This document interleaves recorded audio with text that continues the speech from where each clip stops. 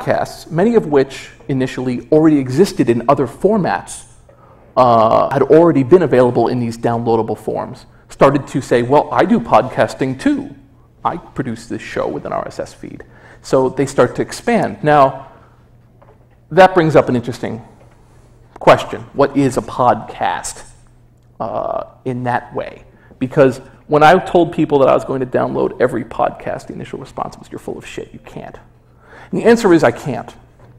Simply because what people consider podcasts now are completely out of range. The way that I download every podcast, by the way, is that I took a program called BashPodder, which is essentially a bash script that knows how to take an XML file and parse out the enclosures, and it pulls down every enclosure that's new from a feed.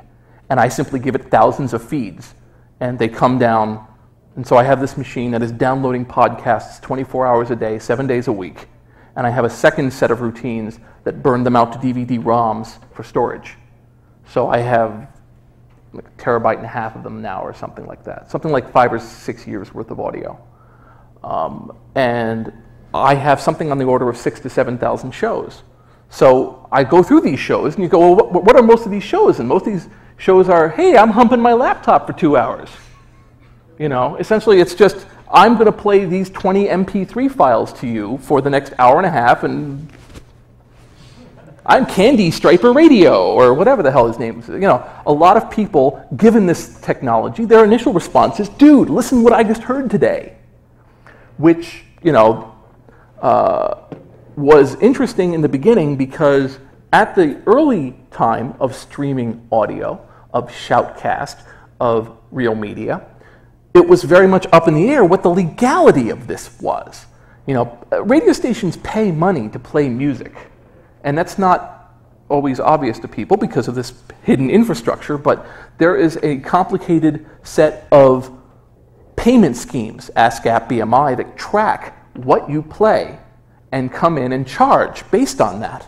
So that was kind of lost. It's not really known, so it's kind of lost on people streaming music. So for a while, it wasn't exactly clear, well, is this legal? And the person would say, well, I'm not giving it to them. I'm just streaming it to them. They can't keep it. And then, of course, stream rippers come out. So everyone gets it. Automatically named. So the technology is going fast and fast. And then there's the problem that radio stations began to stream and call themselves podcasts. And this got actors involved, because an actor gets paid for performing in a commercial and gets residuals based on how many times that commercial is played. What happens if it's played over the streaming radio? And the answer is, you got to pay for that. And then it got involved because unlike radio, where they have to kind of estimate your listeners, they know how many listeners you have. You have 2. And so the answer was, well, for every listener you get, which we know you have to pay this amount of money, which was, if you calculated it out, the difference between dirt and champagne at how much it was costing you per listener. So a lot of radio stations that were streaming said, well, we can't afford to really keep streaming this kind of stuff if we're going to have to pay this amount of stuff. And this became a huge debate, and the outcome is at best murky. There are a bunch of rules based on how much money you make.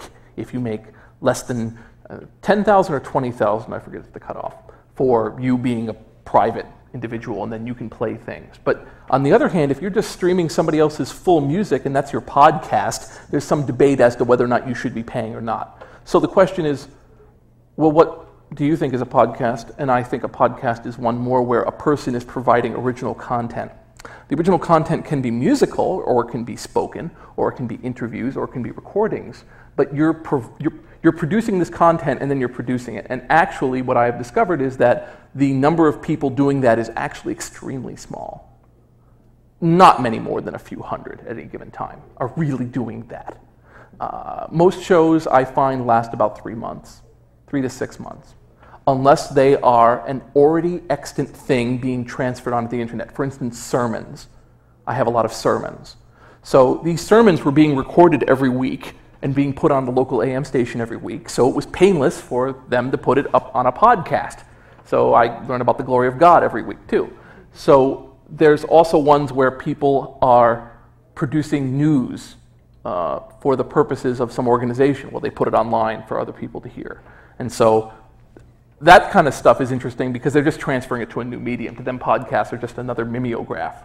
There's no meaning to it. They're not like, wow, we reach all these other people. It's just, oh, here's a cheaper way to broadcast this stuff so people can just grab it again. There are podcasts on wine. There are podcasts on movies. There are podcasts on politics. I've heard podcasts on kind of esoteric subjects that maybe 5 people care about, but I've also heard podcasts that in many ways try to ape commercial radio and say, well, we're going to produce this kind of, we're going to do tech TV, but it's going to be me, and I'm smart.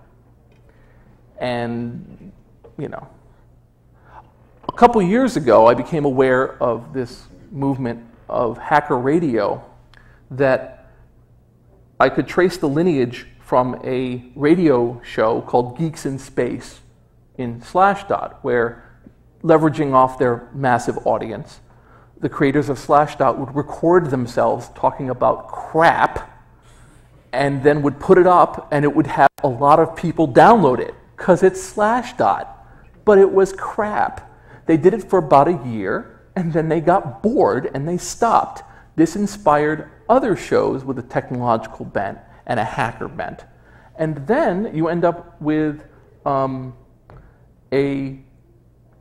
hacker media movement, representatives of which are here at Nauticon. But what it really is it's a bunch of people inspired by other people along a certain lineage to say, wow, I can say anything I want to, and I can describe these things to people, and isn't that exciting? But it takes a certain kind of person to think that they want to do it by speaking it, especially in the technological field, which does not encourage people to talk to each other as if pronouncing ideas. They like conversations, and they like non-audio-visual interaction, with the exception of conventions. So in some ways, it's interesting to hear these because they kind of go against the nature of the personality type that usually does it. So you end up with kind of this interesting kind of a mix of a person who has to be technically able and also sound good. You know, one of the reasons that you know, David Letterman, who is just this ugly bastard, got so much. You know, they tried a couple shows with him. I mean, you know, before Late Night with David Letterman, there was an afternoon with David Letterman, and there was a morning show with David Letterman. And so why are these shows constantly trying to get David Letterman to get on the air? And the answer was because they could tell that David Letterman had a relationship with the camera, where when he stood in front of the camera and started to talk about anything, you kind of wanted to keep watching him.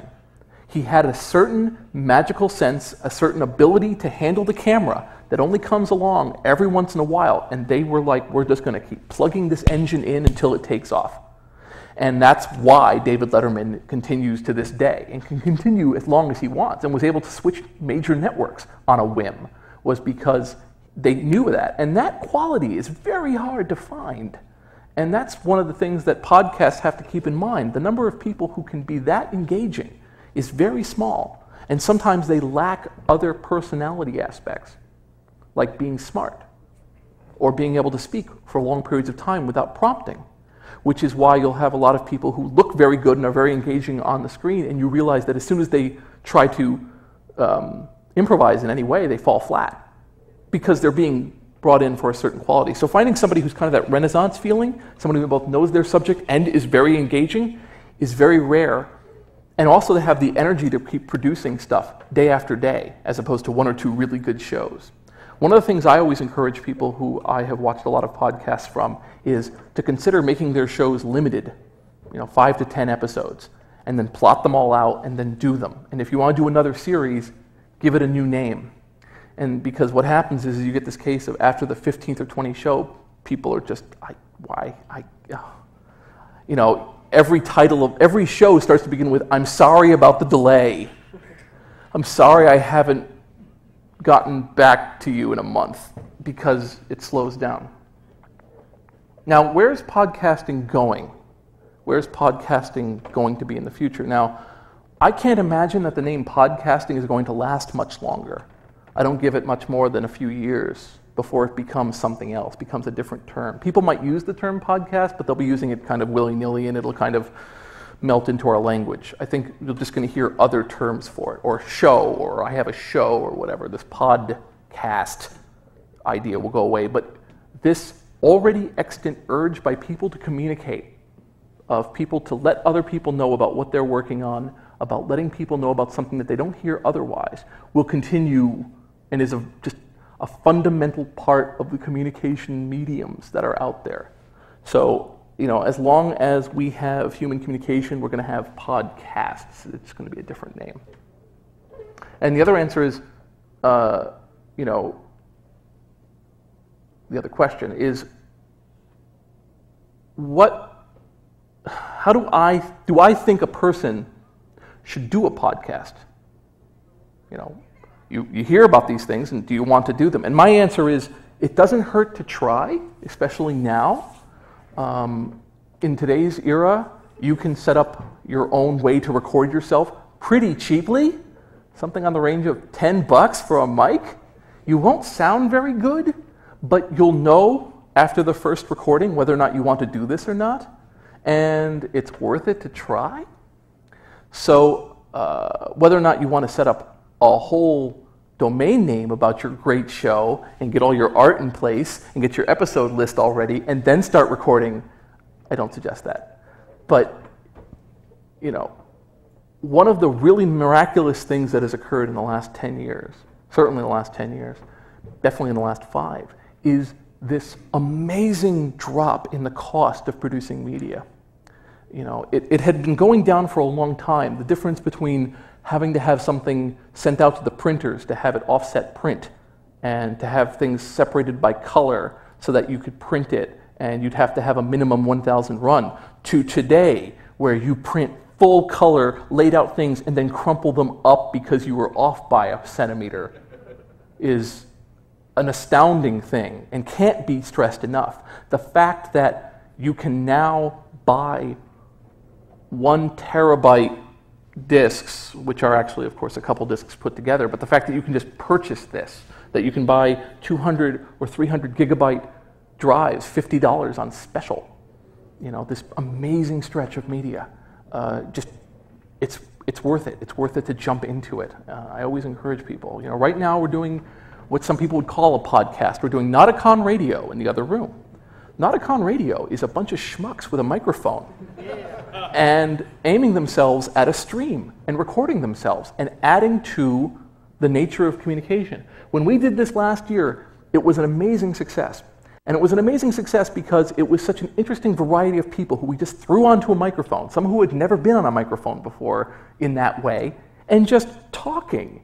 And we produced something on the order of, I think, 13 hours of stuff.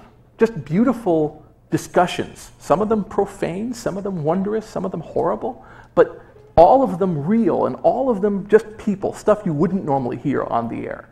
So it was beautiful, and that's why we're doing it again this year. We're going to do it all through the weekend, just recording, and we encourage people to stop by and make it so I don't have to be on the air, and just be a part of this, try it out. So anyway, I guess if there's one thing I want people to come away from, is that the history of podcasting is the history of communication. Podcasting is just another name for communicating. So the history of podcasting, it's long indeed. And the future of podcasting, also long indeed. All right, that's it. Yeah. Are there any questions, just very quickly, like why are you still on the stage? Nope. All right, I answered every single question. Excellent, that's the best speech. Oh, one other piece of technology. Currently, right now, I am wired, wireless for them, wireless for myself across here. So life is getting cooler by the minute, isn't it? That's just neat shit. So anyway, just wanted to pass that along because, it's a technology conference. Anyway, thank you very much for your time. Oh, you in the bright sun. Yes. Okay, so since you've got the 2 wireless mics, is one of them going to Nauticon Radio right now? No. Okay. Because I wanted them to